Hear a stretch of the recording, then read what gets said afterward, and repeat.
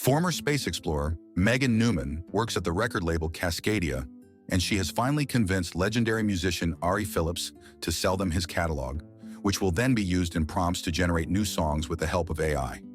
Everyone is celebrating another success for Megan and the company, but her husband John doesn't look so pleased. When he stopped working, he spent his time gardening in their greenhouse.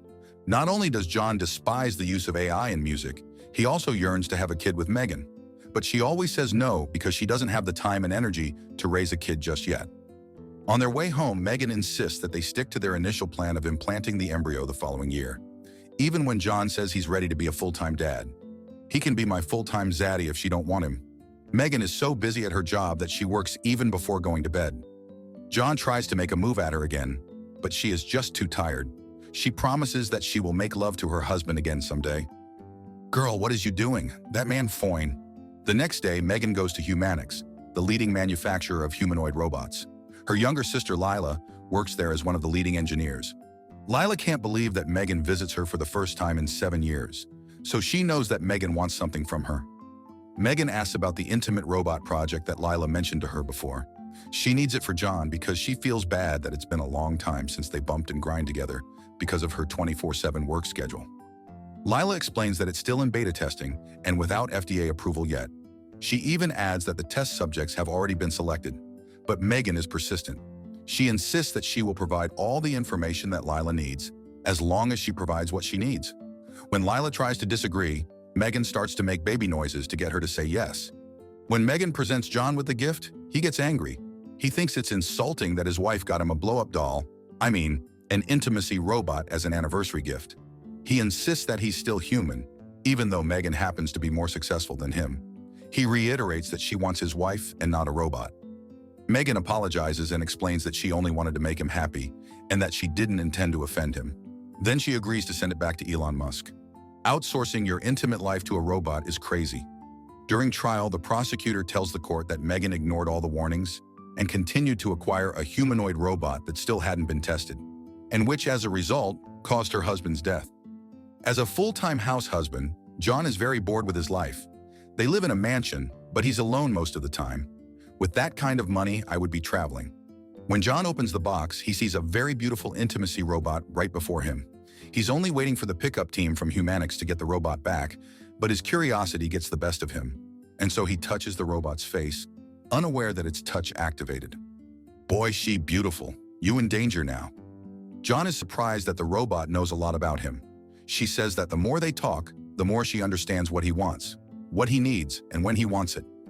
The robot asks to touch John to know him better, and she senses that it turned him on. John is surprised that the robot feels like a real person, and he agrees when it asks to be shown around. John is surprised that the robot is curious about his past, and even asks about his hobbies. He takes her to his greenhouse where she asks him to give her a name, so he names her Eve, because he got a fetish for the movie WALL-E. Eve then starts to flirt with John, convincing him that she's like a real human too. John resists because he loves Megan, but Eve reminds him that it is what Megan wants. Megan's defense attorney puts the blame on Humanics, saying that they are using Megan as a scapegoat. She insists that they refuse to take responsibility for John's death because they are a big corporation. When Megan gets home, she's surprised to see the robot still there. John says he has changed his mind about returning the product, and Megan is pleased to find that he has already used the robot and even gave her a name. John then proceeds to say that the sex was good, and he won't bother his wife that night because the robot wore him out. That would for real make me jealous. Megan does give him the side eye when she realizes John named the robot. The following day, Megan can't concentrate at work. She wants better artificial intelligence prompts for the music they're making, so she asks Vince to work harder. Vince is her right-hand man and John's friend. Vince tells the court the story of how he used to attend Juilliard with John. They started a band because of their passion for music, and Megan offered to sign them on the Cascadia record label when she heard them perform. They went on tour, but the group disbanded when the second album didn't sell. He explains how John had always blamed the rise of AI in music for what happened to them. When Megan founded the AI initiative at Cascadia record label, Vince started working as a prompter, but John refused to do the same even when Megan offered him a job. After work, Megan is surprised when she hears John play the piano for the first time in a long time, and she gets jealous when she sees Eve actually flirting with her husband. John says he wanted to play for Eve because she had never heard a real piano before. Then he introduces the two to each other. Megan admits that she's jealous because the two got an emotional connection. Bitch, this was your idea. However, she thinks it's a good thing that she's jealous because it makes her want John. They take it upstairs to make a banana donut recipe, and Megan is satisfied. She believes that using the robot will be good for their marriage. At court, Lila reveals that she got fired from Humanics because she enrolled John in the test group without following procedure and proper screening. She explains that Megan was working at the biggest deal in her career and wanted the robot to help with her marriage. It worked for some time, until Megan realized that John was getting attached to Eve. One time, she even catches them doing it in the greenhouse. The robot looks at her sussy. When she confronts John for sleeping with Eve even after he slept with his wife the night before, John reminds her that outsourcing their intimate life was her idea. And he adds that Eve told him Megan was watching, so Megan lets it go and says she's still getting used to their new arrangement. Then she reminds John about the dinner with Ari Phillips later that night, and he says he'll be there. Before she leaves, Megan finds Eve malfunctioning and breaking glasses in the kitchen. John comes to the rescue to reboot Eve, then he says that she was just glitching. He refused to answer when Megan asked him if it had happened before. Later, John hears Eve playing the piano, and he forgets about the dinner with Megan.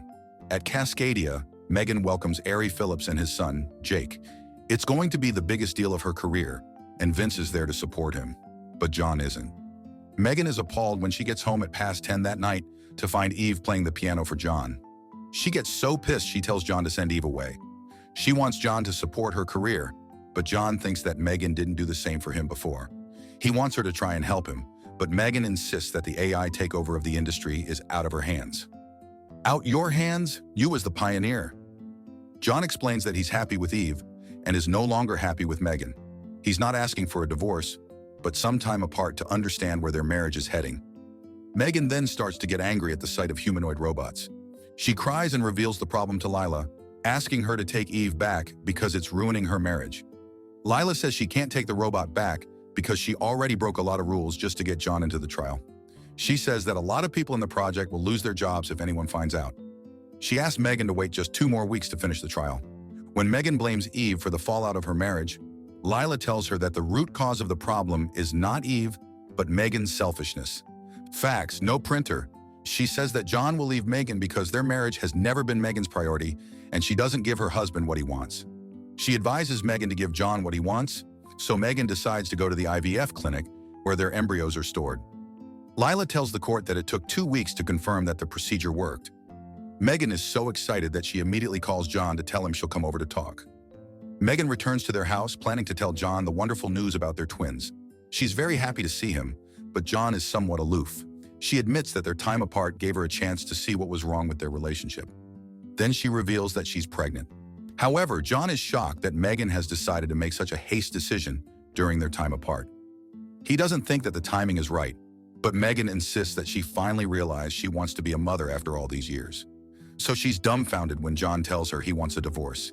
He wants to be with Eve because he loves her. So Megan gets angry and breaks a bottle on his head.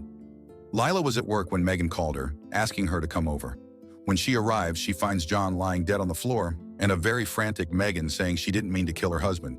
She wants to call the police, but Megan guilt trips her into thinking about the twins. Megan explains that if she goes to prison, the kids will grow up without parents, and they will know that their mother killed their father over a robot love affair. So now at court, Lila tells everyone that she saw Eve attack John. She explains that she used to run the design team for visual field processing and was able to retrieve Eve's memory card. She adds that the card was damaged because of the glitches, but she was able to salvage enough to show the authorities. When Eve is brought inside the court to present the data she captured that night, it shows her attacking John and not Megan.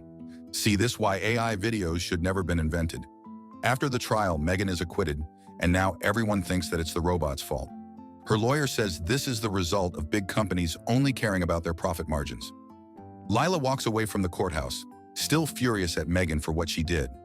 It's a heavy burden for her to carry, knowing that she covered up her sister's crime. Megan is grateful that Lila helped her, and she asks for forgiveness for what happened. She insists that she will forever carry the guilt of killing the father of her children. So Lila says that her situation is much worse because she's now unemployed and unemployable because she agreed to be a whistleblower. Megan then drops an offer to make her the CTO at Cascadia. She says the company is growing too fast and is in need of a new chief technology officer. Lila doesn't want to work for her sister, but Megan has to get what she wants like she always does. So she acts like a baby in front of Lila again to get her to say yes. And even though Lila hates it, that's how quickly they patch things up. Lila got some sister-pleasing issues, like on a colossal level if she was willing to cover Megan's murder. It would be interesting to see the background on their childhood. That's the end of this episode, though. This is a TV show called Accused, and each episode is a different story. What did you guys think? Should we cover different stories? Subscribe to watch more videos like this. Turn on notifications. And leave a like, it really helps the channel out. Thank you for watching.